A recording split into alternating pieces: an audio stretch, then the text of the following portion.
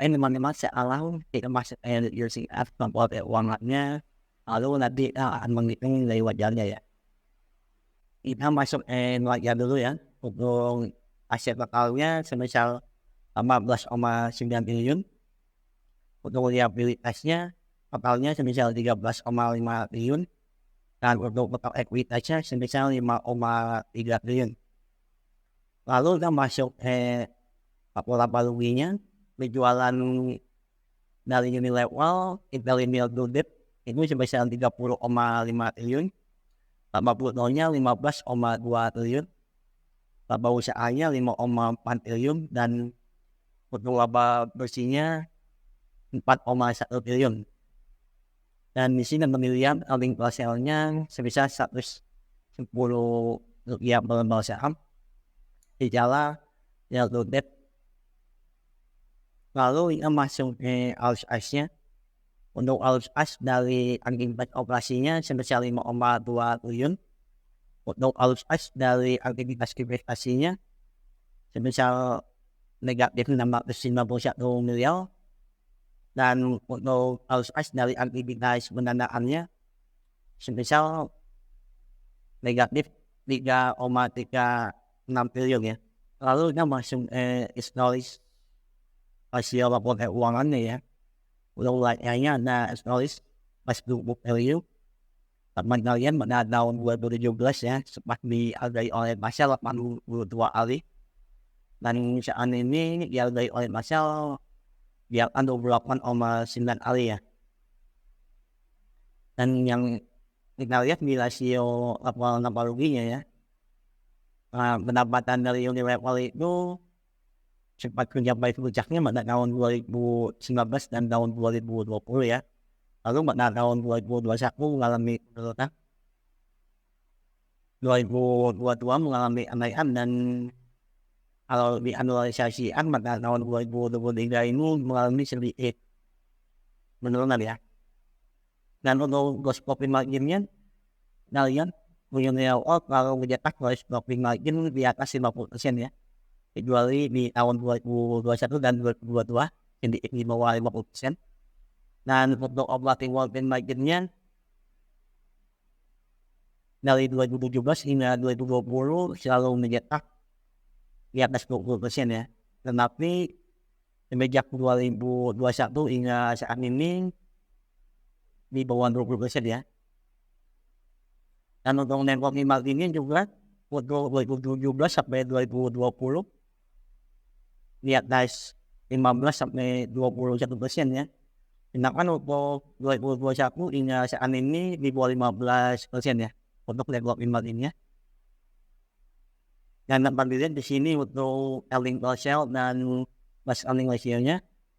Untuk earning per share-nya mengalami penurunan ya dari tahun 2018 hingga saat ini. Tahun 2023 kalau dianalisasikan mengalami sedikit kenaikan ya dibanding 2022. Dan untuk plus earning ratio-nya tahun 2017 itu sempat dihargai 60,9 kali. Tetapi saat ini dihargai 27,39 kali. Kalau dari historis saja ya, kita lihat nilai wajarnya itu nilainya menggunakan rata-rata dari ratio 3 tahun ya, 3 tahun terakhir. Mengapa saya mengambil 3 tahun terakhir? Karena dari Indonesia sendiri saya lihat pendapatannya itu masih belum dapat menembus pada tahun sebelum 2021 ini ya. Jadi untuk rata-rata ratio-nya itu dapatkan 33,26 kali. Dan tidak ada saat ini untuk itu dapatkan harga wajar itu 4.800. Yang menjadi pertanyaannya apakah saya akan menggunakan harga ini ya. Mungkin sebagian besar dari kita sudah tahu ya bahwa tahu atau siklus hidup dari perusahaan itu ada fase. Yang pertama itu fase startup, lalu fase growth, lalu fase maturity untuk pendewasaan, dan fase sunset ya. Dan untuk level ini termasuk fase maturity ya. Sebenarnya ini sudah lama ya. Jadi level ada di fase itu. Dan Jadi utamanya itu Unilever itu berbagi dividen amasionnya itu ambil 100% ya.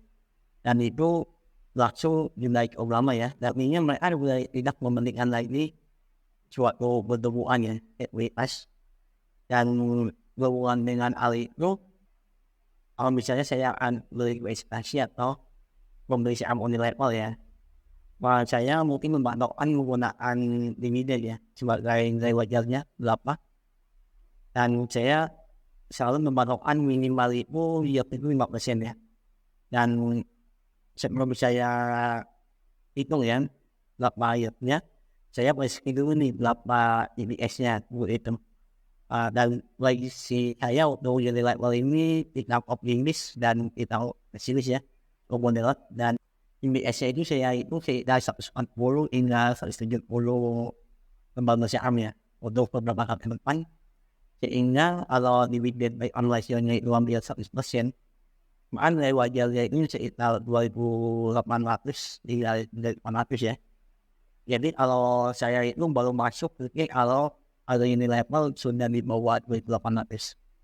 Hal ini juga kapan kita lihat ya dari historical atau turunannya. Saya sudah mencoba ya untuk membuka chart dari Unilever ini. Kita balik bisa saja.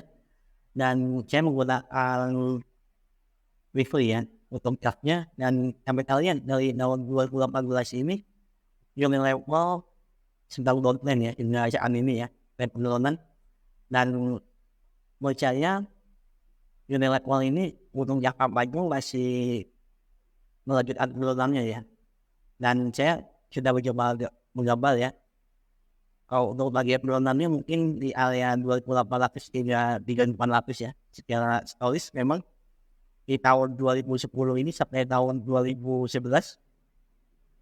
konsolidasi ya, itu jadi lewat 2.800 hingga 3.800. Dan ini gabung dengan bagaimana proyeksi saya tadi ya, dengan EPS sekitar 140 hingga 170 yang berlebar ya. Kalau tidak menggunakan pola pikir sebagai investor ya, dalam konteks ini investor Unilever, saya akan pemilihan bagaimana agar usia ini ya tidak masuk ke fase sunset dan tidaknya bertahan atau bahkan bisa sedikit ya, karena 10 poin ya yang menurut saya perlu dilakukan oleh Unilever. Yang pertama adalah Unilever itu harus mencari jalan baru untuk bersinar ya, dan dengan mencoba diversifikasi produk atau layanan dan menciptakan variasi produk ya yang menarik bagi pelanggan. Menurut saya seharusnya Unilever tetap harus dapat membuat produk yang unik ya dan beradaptasi dengan kebutuhan konsumen yang terus berubah ya. Yang kedua, menurut saya Unilever sudah melakukan hal ini ya, yakni mengembangkan geografisnya. Yang ketiga, mencari cara yang hemat untuk biaya pengeluaran ya. Seperti yang kita lihat tadi ya, untuk obat optimal Unilever itu sudah di angka 20% ya dalam 3 tahun terakhir. Cobalah ya untuk Unilever untuk mengurangi lagi biaya operasionalnya dan meningkatkan efisiensi bisnis.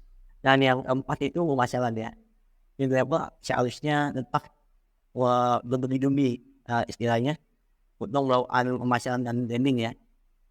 Dan ini untuk dapat tetap memenangkan ya pasar. Dan yang kelima, melakukan evaluasi portofolio produk ya.